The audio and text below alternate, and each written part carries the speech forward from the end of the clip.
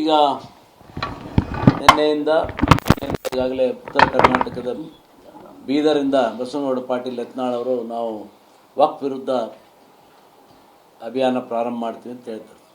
ಯಾರ ಅನುಮತಿ ಮೇಲೆಗೆ ಅವರು ಸ್ಟಾರ್ಟ್ ಮಾಡಿದ್ದಾರೆ ಅನ್ನೋದು ಮೊದಲನೇ ಪ್ರಶ್ನೆ. ಪಕ್ಷದ ಹೈಕಮಾಂಡ್ ಹೇಳಬೇಕು, ಪಕ್ಷದ ಅಧ್ಯಕ್ಷರು ಹೇಳಬೇಕು, ಇಲ್ಲ ರಾಷ್ಟ್ರೀಯ ಅಧ್ಯಕ್ಷರು ಹೇಳಬೇಕಾದ್ರೂ ಕೂಡ ರಾಜ್ಯದ ಅಧ್ಯಕ್ಷರ ಮೂಲಕ ಹೇಳಬೇಕಾಗ್ತದೆ. ಆದರೆ ಇವತ್ತು ಈಗಾಗಲೇ ನಮ್ಮ ರಾಜ್ಯ ಅಧ್ಯಕ್ಷರು 3 ತಂಡಗಳನ್ನು ಮಾಡಿ ಡಿಸೆಂಬರ್ 4ನೇ ತಾರೀಕಿಂದ ಎಲ್ಲ ಜಿಲ್ಲೆಗಳಿಗೆ ಹೋಗಿ ಮಾಹಿತಿಯನ್ನು ಸಂಗ್ರಹಣೆ ಮಾಡಲಿಕ್ಕೆ ತಂಡವನ್ನು ರಚನೆ ಮಾಡಿದ್ದಾರೆ. ಇಂಥ ಸಂದರ್ಭದಲ್ಲಿ ಇವತ್ತು ಒಂದಷ್ಟು ಜನ, ಈಗ ತಮ್ಮೆಲ್ಲರಿಗೂ ಗೊತ್ತಿದೆ, ಬೀದರಿಂದ ಪ್ರಾರಂಭ ಮಾಡಿದ್ದಾರೆ. ಬೀದರಿಂದ ಪ್ರಾರಂಭ ಮಾಡಿದ್ದು ಹೆಂಗೆ ಅಂತ ಹೇಳಿದರೆ, ಲೀಡರ್ ವಿತೌಟ್ ಫಾಲೋಯರ್ಸ್. ಪಕ್ಷ ಇಲ್ಲ, ಆದರೆ ಪಕ್ಷದ ಚಿಹ್ನೆಯನ್ನು ಇಟ್ಕೊಂಡು ಹೋಗ್ತಾ ಇರೋದು ನೋಡಿದರೆ whether they are working for BJP or against BJP ಅನ್ನೋದು ಒಂದು ದೊಡ್ಡ ಪ್ರಶ್ನೆ.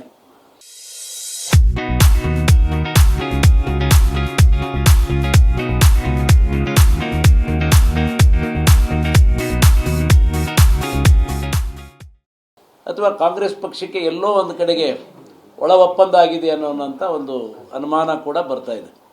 ಯಾಕೆಂದರೆ ಅವರು ಕಾಂಗ್ರೆಸ್ ವಿರುದ್ಧ ಮಾತಾಡೋದಕ್ಕಿಂತ ಹೆಚ್ಚಾಗಿ ಪಕ್ಷದ ರಾಜ್ಯಾಧ್ಯಕ್ಷರಾದಂಥ BY ವಿಜೇಂದ್ರ ಅವ್ರ ವಿರುದ್ಧ ಜಾಸ್ತಿ ಮಾತಾಡೋದು ನೋಡಿದರೆ, ಅವ್ರಿಗೆ ಪಕ್ಷದ ಬಗ್ಗೆ ಕಾಳಜಿಗಿಂತಲೂ ಅವರು ಕಾಂಗ್ರೆಸ್ಸಿಗೆ ಒಲವನ್ನು ತೋರಿಸಿ ಕಾಂಗ್ರೆಸ್ಸಿಗೆ ಮೆಚ್ಚುಗೆಯನ್ನು ವ್ಯಕ್ತಪಡಿಸಲಿಕ್ಕೆ ಪಕ್ಷದ ಅಧ್ಯಕ್ಷರನ್ನು ಇವತ್ತು ಹೊಣೆಗಾರನಾಗಿ ಮತ್ತು ಅವರ ವಿರುದ್ಧ ಟೀಕೆಗಳನ್ನು ಮಾಡುವಂಥ ಕೆಲಸ ಪ್ರಾರಂಭ ಮಾಡಿದ್ದಾರೆ.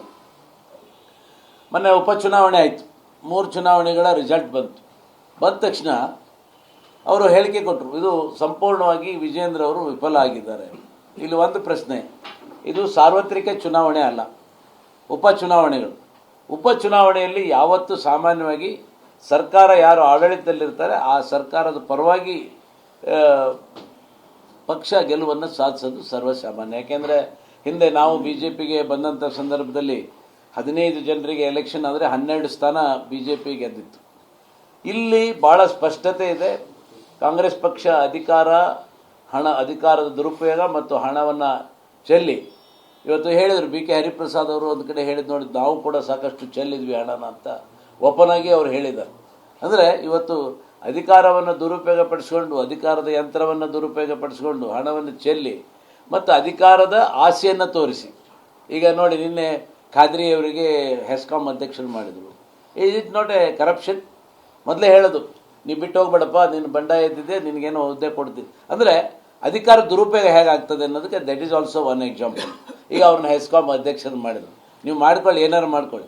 ಇದೇ ರೀತಿ ಚನ್ನಪಟ್ಟಣದಲ್ಲಿ ಒಂದು ಅಲೆ ಎದ್ದಿತ್ತು. ನಾನು ಕೂಡ ಚುನಾವಣೆಗೆ ಹೋದಾಗ DK ಶಿವಕುಮಾರ್ ಅವರು ಗೆದ್ದರೆ, ಇಲ್ಲಿ ಚನ್ನಪಟ್ಟಣ ಗೆದ್ದರೆ ಮುಖ್ಯಮಂತ್ರಿ ಆಗ್ತಾರೆ. ಈ ಒಂದು ಆಸೆಯನ್ನು ಜನರಿಗೆ ತೋರಿಸೋದು, ಮತ್ತು ಯಾರಿಗೆ ಮುಖ್ಯಮಂತ್ರಿ ನಮ್ಮ ತಾಲೂಕಿನವರು ಜಿಲ್ಲೆಯವರು ಆಗಬಾರ್ದು ಅಂತ ಇರ್ತದೆ. ಈ ರೀತಿ ಅಧಿಕಾರವನ್ನು ದುರುಪಯೋಗಪಡಿಸ್ಕೊಂಡು ಜನರ ಮನಸ್ಸನ್ನು ಬದಲಾವಣೆ ಮಾಡಿ ಇವತ್ತು ಅವ್ರು ಗೆದ್ದಿದ್ದಾರೆ. ಅದಕ್ಕೆ ವಿಜೇಂದ್ರ ಅವ್ರನ್ನ ಹೊಣೆಗಾರನಾಗಿ ಮಾಡಿದ್ರು. 3 ಚುನಾವಣೆಗಳಲ್ಲಿ ಸೋತ ತಕ್ಷಣ ವಿಜೇಂದ್ರ ಅವ್ರನ್ನ ಹೊಣೆಗಾರಿಕೆ ಮಾಡಿದ್ದು ಮೂರ್ಖತನದ ಪರಮಾವಧಿ ಅಂತ ಹೇಳಲಿಕ್ಕೆ ನಾನು ಬಯಸ್ತೀನಿ. ಇವತ್ತು ಕಾಂಗ್ರೆಸ್ ಪಕ್ಷ ಸಂಪೂರ್ಣವಾಗಿ ವಿಫಲ ಆಗಿದೆ. ರಾಜ್ಯಾದ್ಯಂತ ಭಾರತೀಯ ಜನತಾ ಪಕ್ಷ, ಮೊನ್ನೆ ನಾವು ಸೋತಿರ್ಬೋದು, ಸೋತ ತಕ್ಷಣ ಇಡೀ ಎಲ್ಲ ಮುಗಿದೋಯ್ತು ಅಂತಲ್ಲ, ಇದೇನು ಸಾರ್ವತ್ರಿಕ ಚುನಾವಣೆ ಏನಲ್ಲ. ಆ್ಯಸ್ ಇಟ್ ಈಸ್ ಇದ್ದಿದ್ದರಲ್ಲೇ 2 ಸ್ಥಾನಗಳು ಅವರಿಗೆ ಜಾಸ್ತಿ ಆಗಿದೆ ಅಷ್ಟೇ.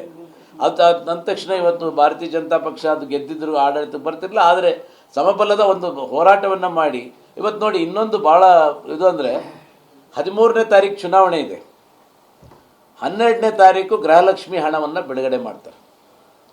12ನೇ ತಾರೀಕು ಗೃಹಲಕ್ಷ್ಮಿ ಯೋಜನೆ ಹಣವನ್ನು ಬಿಡುಗಡೆ ಮಾಡಿದಾಗ ಇದು ನೇರವಾಗಿ ಮತದಾರರ ಮೇಲೆ ಡೈರೆಕ್ಟ್ ಆ್ಯಂಡ್ ಇಂಡೈರೆಕ್ಟ್ ಆಗಿ ಇನ್ಫ್ಲೂಯೆನ್ಸ್ ಆಗಲಿಕ್ಕೆ ಸಾಧ್ಯತೆ ಇದೆ. ಅದಕ್ಕಿಂತ ಮುಂಚೆ ಮಾಡ್ಬೋದಾಗಿತ್ತಾ? ಅಷ್ಟು ದಿನ ಬಿಟ್ಟು 1 ತಿಂಗಳಗಟ್ಟಲೆ ಕಾದು 13ಕ್ಕೆ ಎಲೆಕ್ಷನ್ ಇದೆ, 12ಕ್ಕೆ ಮಾಡ್ತಾರೆ ಅಂತ ಹೇಳಿದರೆ, ಇದರಲ್ಲಿ ಭಾಳ ಆ್ಯಕ್ಚುಲಿ ಹೇಳಬೇಕಂತ ಹೇಳಿದರೆ ಎಲೆಕ್ಷನ್ ಕಮಿಷನ್ ಕೂಡ ಇದನ್ನು ಭಾಳ ಸೀರಿಯಸ್ ಆಗಿ ತಗೋಬೇಕಾಗಿತ್ತು. ಅಂಥ ಒಂದು ಈ ಹಣದ ದುರುಪಯೋಗದಿಂದ ಅವರು ಗೆದ್ದಿದ್ದಾರೆ. ಈ ಸಂದರ್ಭದಲ್ಲಿ ಪಕ್ಷದ ಕಾರ್ಯಕರ್ತರು ಹುಮ್ಮಸ್ಸಾಗಿದ್ದಾರೆ. ಪಕ್ಷದ ಕಾರ್ಯಕರ್ತರು ಕೇಳ್ತಾ ಇದ್ದಾರೆ, ಎಲ್ಲಿ ಹೋದಲ್ಲಿ ಆ ಬಸವನಗೌಡ ಪಾಟೀಲ್ ಅವ್ರ ಬಾಯಿಗೆ ಬೀಗ ಹಾಕ್ಸಿ ಸರ್, ಹೈಕಮಾಂಡ್ ಏನು ಮಾಡ್ತಾ ಇದೆ ಅಂತೇಳಿ ಜನ ಕೇಳ್ತಾ ಇದ್ದಾರೆ. ಇವತ್ತು ಇವರು ಎಲ್ಲೋ ಒಂದು ಕಡೆ ಒಳ ಒಪ್ಪಂದ ಮಾಡಿಕೊಂಡು ಕಾಂಗ್ರೆಸ್ನವ್ರ ಜೊತೆಗೆ ಇವತ್ತು ಭಾರತೀಯ ಜನತಾ ಪಕ್ಷವನ್ನು ಬೈಕೊಂಡು ಹೋದರೆ ಕಾರ್ಯಕರ್ತರು ಸುಮ್ಮನೆ ಇರೋದಿಲ್ಲ.